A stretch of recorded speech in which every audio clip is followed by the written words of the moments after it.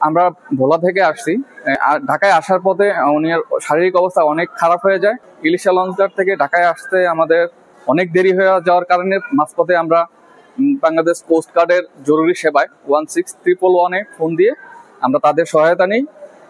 নারায়ণগঞ্জ পাগলা থেকে কোস্ট গার্ডের সদস্যরা আমাদেরকে রেস্কিউ করে। আমরা নিউরোসায়েন্সে যাই।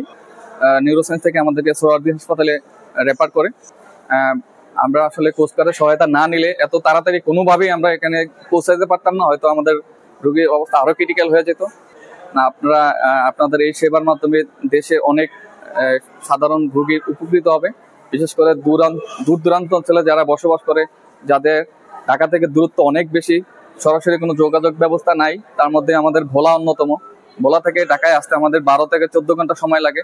তো ইমার্জেন্সি এই সমস্ত রোগীগুলোর জন্য এই কোস্ট গার্ডের জরুরি সেবাটা অত্যন্ত উপকারী। ধন্যবাদ বাংলাদেশ কোস্ট গার্ড।